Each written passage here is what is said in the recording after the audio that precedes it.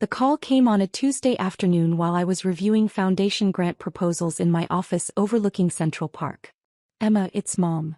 Her voice had that careful tone she used when delivering bad news disguised as reasonable decisions. We need to talk about Sarah's baby shower. I set down my pen. What about it? Well, honey, we've been thinking. Sarah's friends are all from her residency program. Pediatricians, OBs, surgeons. Very accomplished women. And you know how doctors can be about professional hierarchy. I'm not sure I follow. What I'm saying is they might ask you questions about your work, and when you explain you're in nonprofit administration they might be judgmental. Sarah doesn't want anyone feeling uncomfortable on her special day. The words landed like small cuts. Clean. Precise. Designed to hurt without seeming intentional. So I'm not invited to my sister's baby shower. It's not that you're not invited, sweetie. It's just, maybe it's better if we keep it to her professional circle. You understand, right? These women are very particular. I stared out at the Manhattan skyline. 47 stories below, people moved through their lives, unaware that in this glass tower, a woman was being uninvited from her sister's celebration because her career wasn't impressive enough. I understand, I said quietly. Oh good. I knew you'd be mature about this. We'll have a private family dinner later, just the four of us. That'll be nicer anyway. When's the shower? This Saturday at the Rosewood Hotel. 2 o'clock. Sarah reserved the garden terrace. It's going to be beautiful. The Rosewood. I knew it well. I'd hosted 3 foundation galas there. That sounds lovely. It will be. And Emma, this isn't personal. You know we love you. But sometimes it's better to be practical about these things. After she hung up, I sat in silence for a long moment. Then I opened my laptop and pulled up my calendar. Saturday 2 p.m. I had blocked off for personal time. I'd planned to attend Sarah's shower, bringing the custom-engraved silver rattle-eyed commissioned from Tiffany. Instead I sent a different message. 2. Jameson Foundation Board of Directors Saturday meeting strategic review required. I typed carefully, professionally. An urgent matter requires board attention. I'm calling an emergency meeting for Saturday 2:30 p.m. to discuss recent developments with our hospital partnerships. Specifically, we need to review the status of our $25 million commitment to Presbyterian Heights Medical Center. Details to follow. I hit send. Then I opened my personal contacts and found Dr. Helena Reeves, Chief of Surgery at Presbyterian Heights. We'd had lunch monthly for 3 years. Ever since the Jameson Foundation had partnered with her hospital for a pediatric cancer wing. Me. Dr. Reeves, are you attending a baby shower at the Rosewood Saturday? Helena. Yes. Sarah Chen's shower. Do you know her? Me, she's my sister. Helena. Your sister. Why didn't you mention this? Are you coming? I'd love to introduce you to the other attendees. Me. Unfortunately, I wasn't invited. Family dynamics. 3 dots appeared. Disappeared. Appeared again. Helena. That's odd. Sarah talks about you sometimes. Says you work in nonprofit admin. Makes it sound very entry-level. Me, she's not wrong. I do work in nonprofit administration. Helena. Emma, you're the executive director of the Jameson Foundation. That's not nonprofit admin. That's one of the most powerful positions in medical philanthropy. Me, Sarah doesn't know that. Helena. How does she not know that? Me, because I've never corrected her assumptions. It seemed easier than explaining. Helena. And now she's excluded you from her shower because she thinks you're not successful enough for her doctor friends. Me, something like that. Helena. Emma, Presbyterian Heights received $8 million from Jameson last year. Sarah did her residency there. She's been bragging to everyone about working at the most well-funded hospital in the city. She has no idea that funding came from you? Me, no. Helena. This is absurd. Me, it's fine. I'm used to it. Helena. It's not fine. But I respect your privacy. What's this about Saturday? Me. I'm calling an emergency board meeting. 2:30 p.m. We need to review our hospital partnerships. Helena. All of them? Me. Particularly Presbyterian Heights. There was a long pause. Helena. Emma, the pediatric wing opens in 3 months. We've already spent $17 million of the committed $25 million. If you pull funding now. Me. I'm not pulling anything. I'm reviewing. But the board needs to discuss whether our partnerships align with our foundation's values. Specifically, whether we're supporting institutions whose staff demonstrate the kind of character we want to promote. Helena, this is about Sarah. Me, this is about institutional values. Helena, Emma, me. Helena, I've given Presbyterian Heights $25 million over 3 years. I've attended every fundraiser. I've personally recruited donors.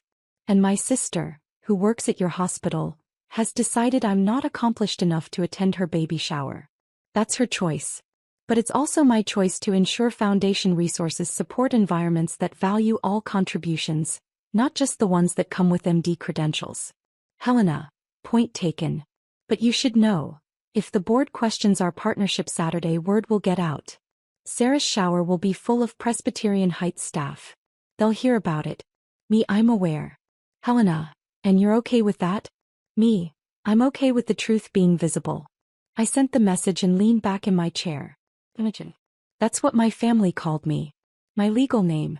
The name on my birth certificate and driver's license. But professionally I was Emma Jameson. The hyphenated name I'd taken when my grandmother, Catherine Jameson, had named me successor to her foundation. Grandmother Catherine had built Jameson Medical Foundation from nothing.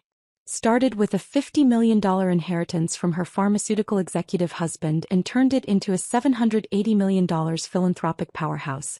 When she died 5 years ago, she'd left the foundation to me with one instruction: give it to people who'll use it to heal, not to stroke their own egos. I'd been executive director since I was 31. I controlled grant distributions, fundraising, strategic partnerships. Last year alone, we distributed $94 million to medical research, hospital infrastructure, and community health programs. My family knew I worked for Grandmother Catherine's charity. They knew I did grant paperwork. They'd never asked about titles, responsibilities, or scope. Sarah, 4 years older, pediatric surgeon, my parents' pride, had always been the successful daughter. Harvard undergrad. Johns Hopkins Medical School. Residency at Presbyterian Heights. Now chief pediatric surgical resident with a promising career ahead. I was the daughter who'd gone to just Georgetown and ended up in nonprofit work. Never mind that Georgetown's public policy program had led directly to a fellowship at Jameson Foundation, which had led to Grandmother Catherine mentoring me personally for 6 years. My parents introduced Sarah as our daughter, the surgeon. They introduced me as Emma, she works for a charity. I'd stopped correcting them when I'd realized the truth. They needed Sarah to be the successful one. That narrative was comfortable for them. Changing it would require them to reassess 36 years of family dynamics. So I'd let them believe what they wanted.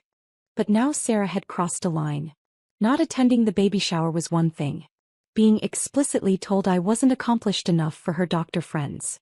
That required a response. Not a petty response. Not revenge. Just clarity. Saturday morning arrived cold and gray. I dressed in a charcoal Armani suit. The one I wore to board meetings when I needed to project authority. Pulled my hair into a sleek bun. Minimal jewelry except for Grandmother Catherine's diamond studs. At 1:45 p.m. my phone buzzed. Sarah, baby shower starting soon. Wish you could be here, but I know you understand why it's better this way. Love you. I didn't respond.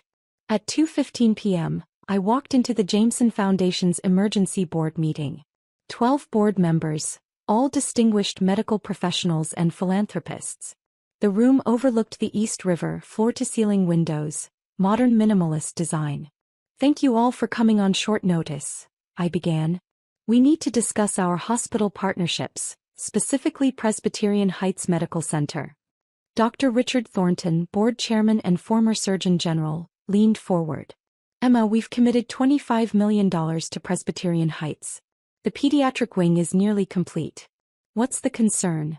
The concern is institutional culture. We've invested significant resources in Presbyterian Heights based on their commitment to inclusive, patient-centered care. I need to verify that culture extends to how they treat all contributors, not just those with medical degrees. Board member Patricia Zhao, retired hospital administrator, frowned. Has something happened? I've become aware that some staff at Presbyterian Heights operate under a hierarchy that values only certain types of professional achievement. They've demonstrated a pattern of dismissing non-medical professionals as less valuable. That's concerning, Richard said. Do you have specific examples? I do. But I'd like to table detailed discussion until we can hear from Presbyterian Heights leadership directly. I've invited Dr. Helena Reeves, their chief of surgery, to join us at 2:45. She's coming here? During Sarah Chen's baby shower. Patricia's eyes widened. Emma, isn't Sarah your sister? Yes. Understanding rippled through the room. Richard cleared his throat. Emma, are you conflating personal family matters with foundation business? I'm ensuring that foundation resources support institutions whose values align with our mission. If Presbyterian Heights staff believe that only physicians contribute meaningfully to medical care, if they actively exclude and diminish other professionals, then we need to reconsider whether they're the right partner for a foundation built on inclusive excellence. The room fell silent. At 2:47 p.m., my assistant showed Dr. Helena Reeves into the conference room. She looked stressed, still in her dress from the shower, clearly having left early. Dr. Reeves, thank you for coming, I said formally. The board has questions about institutional culture at Presbyterian Heights. Helena sat, glancing at me with an expression that said, I can't believe you're actually doing this. Richard spoke first. Dr. Reeves, Emma has raised concerns about how Presbyterian Heights values non-medical professionals. Can you speak to your institution's culture? Helena took a breath. Presbyterian Heights has always prided itself on collaborative, interdisciplinary care. We employ and respect a wide range of professionals: nurses, administrators, social workers, researchers. Our mission statement explicitly values all contributions to patient care. And in practice? Patricia asked. In practice, we're human. Sometimes medical staff can be hierarchical. It's an industry-wide problem. Physicians sometimes fail to recognize that healing happens through many hands, not just surgical ones. Has the foundation ever expressed concerns about this before? Richard asked. No.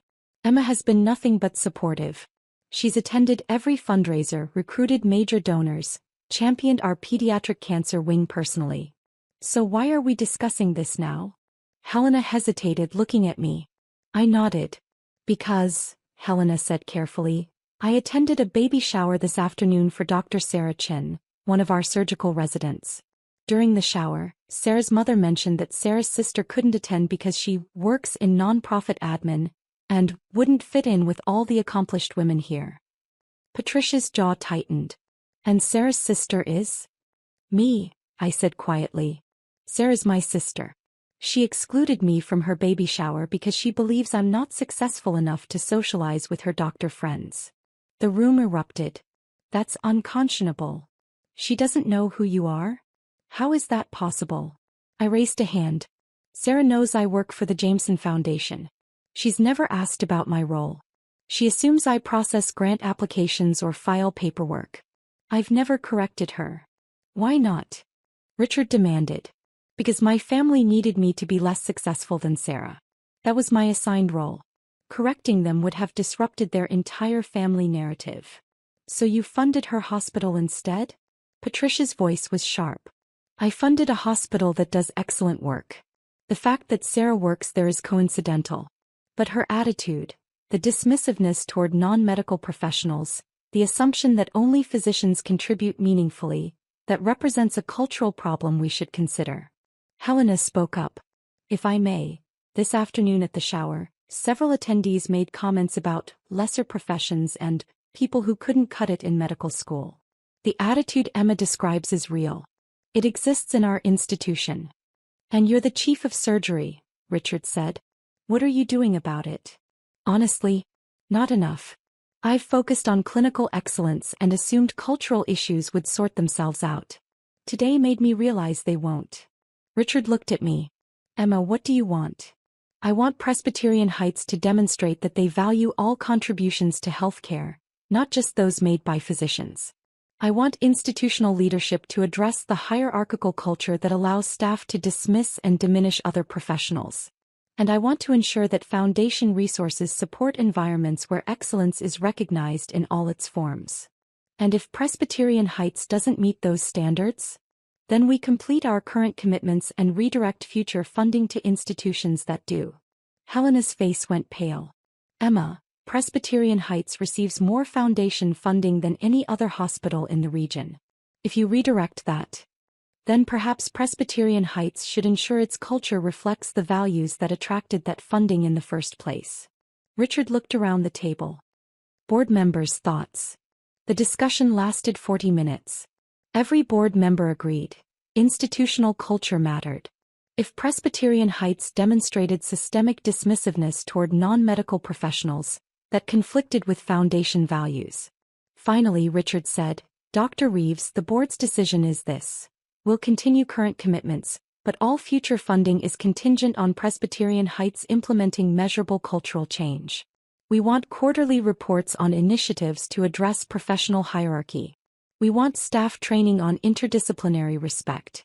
And we want visible leadership commitment to valuing all contributions to patient care. I understand, Helena said quietly. You have 90 days to present an action plan. Until then, all new grant applications are frozen. After Helena left, the board members lingered. Patricia approached me. Emma, that took courage. It took reaching a breaking point. Your sister has no idea what she's cost her hospital, does she? Not yet. She will soon. Word travels fast in medical circles. I nodded. I know. At 4:17 p.m. while I was still in the board meeting aftermath, my phone started buzzing. Sarah. Emma, what the hell is going on? Dr. Reeves left my shower early for an emergency board meeting with the Jameson Foundation. People are saying the foundation is reviewing Presbyterian Heights funding. I silenced the phone. Emma, Sarah called very upset. She says something's happening with hospital funding. Do you know anything about this? Sarah. Why is the Jameson Foundation suddenly questioning Presbyterian Heights? This is going to reflect badly on all of us residents. Honey, please call us. Sarah's friends are all worried about their jobs. At 5:03 p.m. my phone actually rang. I let it go to voicemail. Her message. Emma, I don't understand what's happening. Dr. Reeves came back from this foundation meeting and immediately called an emergency staff meeting. She said Jameson Foundation is reconsidering partnerships with hospitals that don't value all healthcare professionals. Everyone's panicking. Do you know anything about this? You work there, right? Can you find out what's going on? I deleted the message. At 6:42 p.m. another voicemail from Mom. Emma, this is getting serious. Sarah's colleagues are saying the Jameson Foundation might pull $25 million in funding. That's the pediatric wing Sarah's been working on. Can you ask your boss what's happening? This could ruin Sarah's career before it even starts. I poured a glass of wine and looked out at the city lights. My phone buzzed again. Helena. The hospital administrator just called an emergency leadership meeting for Monday morning. Word got out. Your name came up. Sarah asked if anyone knew Emma Chin from the foundation.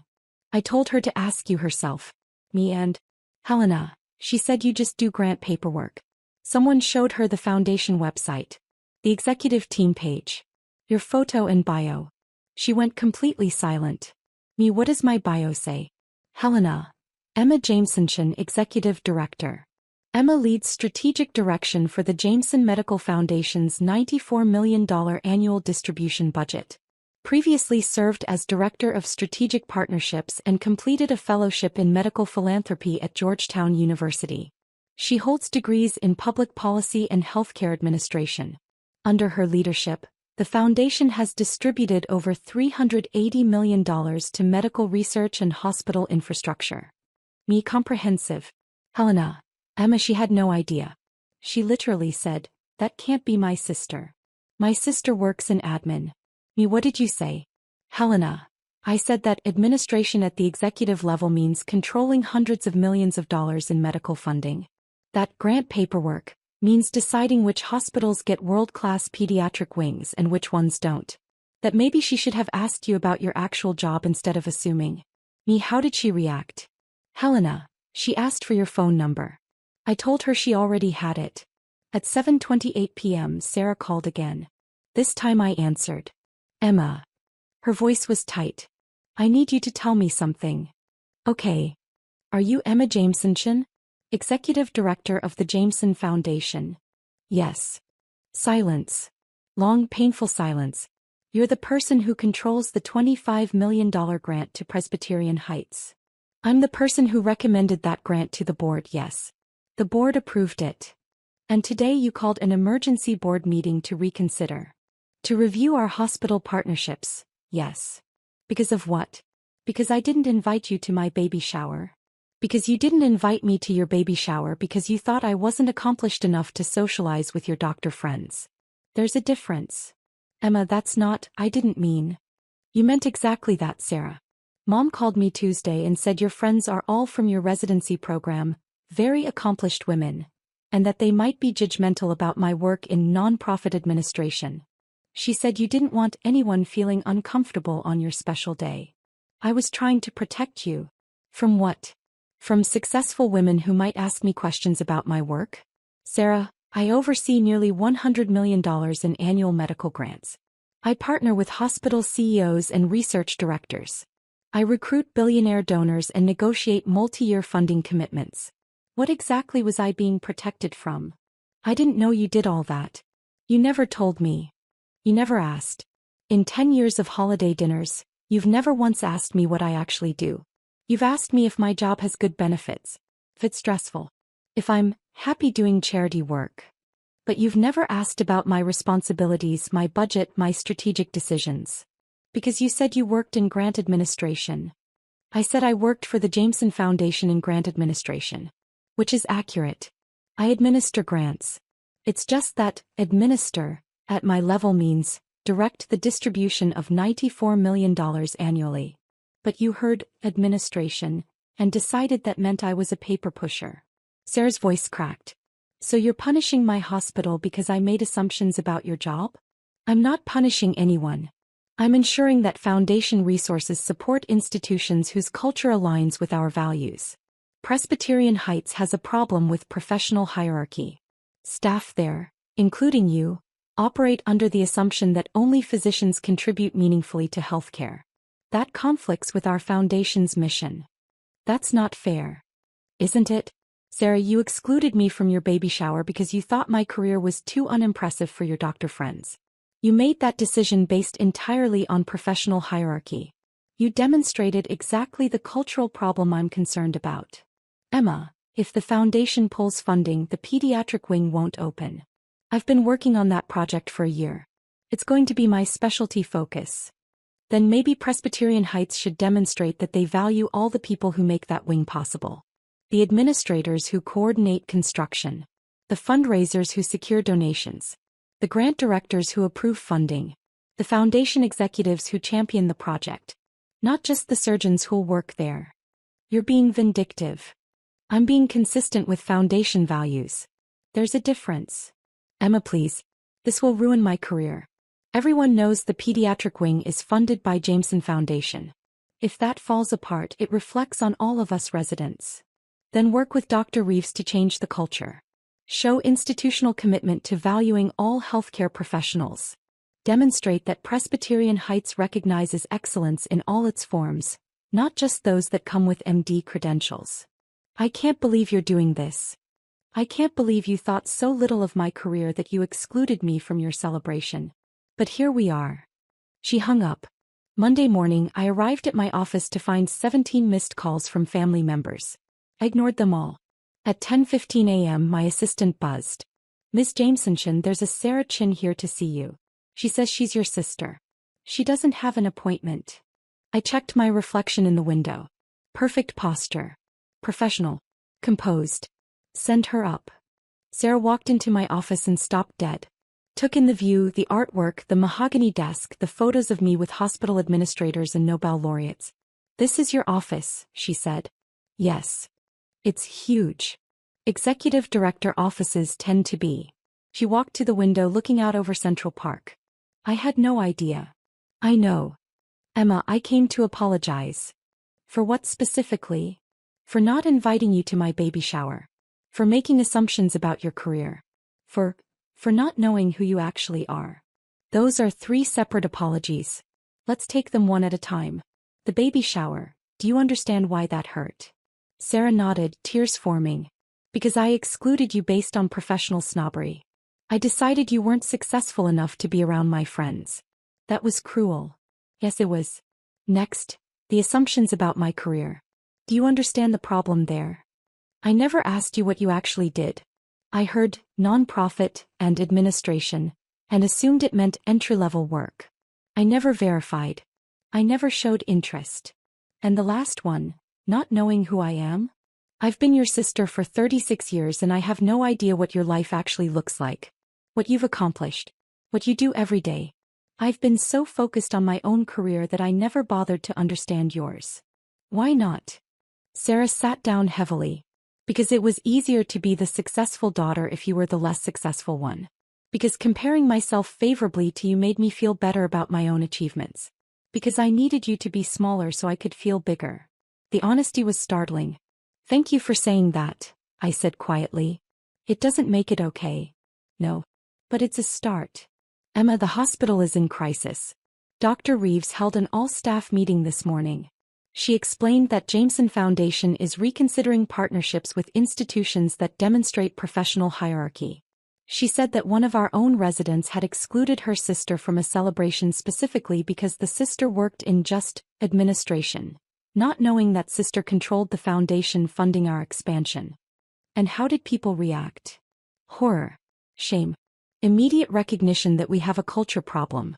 Dr. Reeves announced mandatory training on interdisciplinary respect. She's forming a committee to review institutional attitudes toward non-medical professionals. She made it very clear. If we don't change, we lose funding. Good. But Emma, I'm the reason this happened. Everyone knows it was my baby shower. I've become the face of everything wrong with our culture. Is that fair? Completely. I demonstrated the exact problem. And now I have to live with the consequences. We sat in silence. Finally, Sarah said, "What do I need to do to fix this? Personally or professionally?" Both. Personally, you need to actually get to know me. Not as the less successful sister, but as an actual person with an actual career. That means asking questions. Showing interest. Treating my work with the same respect you want for yours. Done. What else? You need to sit with the discomfort of realizing you were wrong about me. Not rush past it. Not make it go away quickly. Actually feel it. I'm feeling it. Good. Professionally, you need to be the loudest voice in changing Presbyterian Heights culture. Use your status as chief resident. Make it clear that professional hierarchy is unacceptable. Lead the change. I will. And Sarah, you need to understand something. I didn't pull funding out of petty revenge. I pulled it because you demonstrated a fundamental misalignment between your institution's stated values and its actual culture. If Presbyterian Heights is going to receive foundation support, it needs to deserve that support. I understand. Do you? Because this isn't about you and me. This is about whether hospitals value all the people who make healing possible. The researchers. The administrators. The fundraisers. The policy experts. If medical institutions only celebrate physicians, they're missing half the equation. Sarah nodded. You're right. And we've been wrong. I've been wrong. Yes. You have. Can I ask you something? Go ahead. Why didn't you ever correct us? Why didn't you make us see you? I thought about that. Because fighting for recognition is exhausting. Because I was tired of justifying my worth. Because I decided it was easier to build something undeniable than to constantly argue for acknowledgement. And then I made you argue anyway. No. You made me set a boundary. There's a difference. I'm not arguing for acknowledgement anymore, Sarah. I'm requiring it. And if institutions or family members can't provide it, I'm redirecting my energy elsewhere. She walked to my desk. I want to do better. As your sister. I want to actually know you. That takes time. I have time. This baby isn't coming for 4 months. You're inviting me to be part of that? I'm begging you to be part of it. Emma, I want my daughter to know her aunt. The real one. Not the version I invented. I want her to grow up understanding that success comes in many forms. That leadership isn't just about surgical skill. That the woman who funds pediatric wings is just as important as the woman who operates in them. Something in my chest loosened. I'd like that, I said quietly. Can we start over? Actually start over. We can try. Sarah pulled out her phone. Tell me about your work. Really tell me. I want to understand what you do every day. So I told her. About the grant review process. The strategic partnerships. The donor cultivation. The foundation board meetings where we decided which medical innovations deserved funding. About the pediatric cancer wing at Presbyterian Heights. How I'd personally recruited 3 major donors. How I'd championed the project through 2 years of foundation reviews. How I'd negotiated the $25 million commitment. About the other hospitals we supported. The research labs. The community health programs. Sarah listened. Really listened. Asked questions. Took notes. Emma, you've built something incredible. Thank you. And I've been treating you like you were unsuccessful. Yes. I'm so sorry. I know. 3 months later, Presbyterian Heights opened the Jameson Pediatric Cancer Wing. The dedication ceremony was beautiful. Families, staff, board members all celebrating. Dr. Reeves gave a speech about interdisciplinary excellence. About how healing required collaboration between physicians, nurses, researchers, administrators, and philanthropists. About how the wing existed because of contributions from dozens of professionals, not just surgeons. Then she introduced me. I'd like to recognize Emma Jameson, Executive Director of the Jameson Foundation. Without Emma's vision, fundraising, and strategic leadership, this wing wouldn't exist. Emma, would you say a few words? I stood at the podium looking out at the crowd. My family sat in the front row. Mom, Dad, Sarah holding her newborn daughter. When we fund medical infrastructure, I began, we're not just building walls and buying equipment. We're investing in possibility. In the chance that a child diagnosed with cancer will find hope. In the belief that healing happens when talented people work together toward a common goal. I paused, looking directly at Sarah. This wing exists because of physicians who treat with skill and compassion. Because of nurses who provide round-the-clock care. Because of researchers who develop new protocols. Because of administrators who coordinate complex systems. Because of donors who believe in the mission. And because of foundation staff who champion these projects. Every single person in this chain matters. Not just the ones with the most visible roles. Not just the ones with MD credentials. Everyone. And when institutions recognize that, when they truly value all contributions, that's when extraordinary things become possible. The applause was warm, genuine. After the ceremony, Sarah approached with her daughter. Emma, I'd like you to meet Catherine. Named after grandmother. I looked at the tiny face, the alert eyes. Hello, Catherine, I whispered. I want her to know her Aunt Emma, Sarah said. The real one. The one who builds pediatric wings and changes hospital cultures and doesn't need anyone's permission to be extraordinary. That's a lot of pressure for an aunt. You can handle it. You're executive director of a $780 million foundation. I smiled. When did you memorize that figure? When I started actually paying attention to your career. Emma, I've been telling everyone about you. At the hospital. At family gatherings. Anyone who'll listen. My sister runs the Jameson Foundation. She's one of the most influential people in medical philanthropy. That's generous. It's true. And I should have been saying it for years. Mom approached, dabbing her eyes. Emma, that speech was beautiful. We're so proud of you. Thank you, Mom. I'm sorry we didn't understand earlier. About what you'd accomplished. We should have asked more questions. Yes. You should have. Can we do better? Going forward. We can try. Dad joined us. Emma, my colleagues at the firm have been asking about you. Apparently, the Jameson Foundation is legendary in nonprofit circles. I had no idea. It's okay, Dad. You know now. It's not okay. We let you be invisible for too long. That changes now. And it did change. Fully. Imperfectly. But it changed. Family dinners became actual conversations about my work. Holiday gatherings included questions about foundation projects. Sarah called regularly not just for big events but to ask how my week had been. The transformation wasn't instant. Years of dismissal don't disappear overnight. But it was real. And that was enough. 6 months after the pediatric wing opened, I received a letter from Presbyterian Heights. Dr. Reeves had written to inform me that the hospital had completed its cultural transformation initiative. Staff training on interdisciplinary respect. New policies valuing all professional contributions. Measurable improvements in how non-medical professionals were treated. The letter concluded. This change began with a difficult conversation. With your willingness to demand better. We're grateful for your leadership and your refusal to accept a culture that didn't deserve your foundation's support. I called the board meeting. Presbyterian Heights has done the work, I told them. They've demonstrated genuine cultural change. I recommend we approve their application for the next phase of funding. Richard smiled. The research lab expansion? Yes. $18 million over 3 years. And you're confident they've earned this? I am. The board voted unanimously to approve. After the meeting, Patricia pulled me aside. Emma, what you did, forcing institutional change by threatening to withdraw funding, that was controversial. Some people thought it was too personal. It was personal. And it was also right. I agree. But not everyone would have had the courage to do it. I didn't need courage, Patricia. I just needed to be tired enough of being diminished. She laughed. Well, whatever it was, it worked. Presbyterian Heights is a better institution because of you.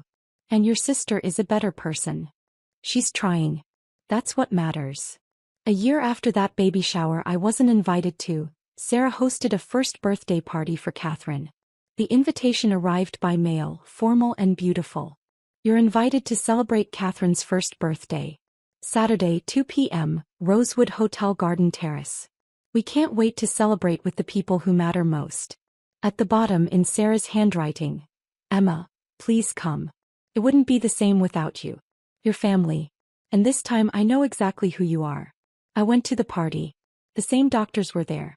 The same accomplished women who'd attended the baby shower. This time Sarah introduced me properly. Everyone, this is my sister Emma. She's the executive director of the Jameson Foundation. She's the reason Presbyterian Heights has world-class facilities. She's one of the most respected people in medical philanthropy. And I'm incredibly proud to be her sister. The doctors looked at me with new recognition. Several approached to thank me for foundation support. To ask about grant opportunities. To treat me like the professional I'd always been. It was gratifying. But it wasn't why I'd come. I'd come because Sarah had asked. Because she'd done the work of seeing me. Because she'd earned the right to celebrate with me. As the party wound down, Sarah found me on the terrace. Thank you for coming. Thank you for inviting me. Properly this time. Emma, I've been thinking about that baby shower. About what I said. What I believed about you. We've moved past that. Have we? Because I'm not sure I have. I wake up sometimes remembering that I excluded you because I thought you weren't successful enough. It makes me sick. Sarah, you're allowed to forgive yourself. Am I? Even though I was so wrong. Especially because you were wrong. You recognized it. You changed. That's what matters. I want Catherine to grow up different from me. I want her to ask questions. To never assume someone's worth based on job titles or degrees. To understand that success has many faces. Then teach her that. I will. With your help. Emma, will you be part of her life? Really part of it? I'd like that. We watched Catherine toddle across the grass, chasing bubbles, laughing. She's lucky, Sarah said. To have you as an aunt. I'm lucky to be included. You were always included, Emma. I just couldn't see it. But I see you now. And I'm not looking away again.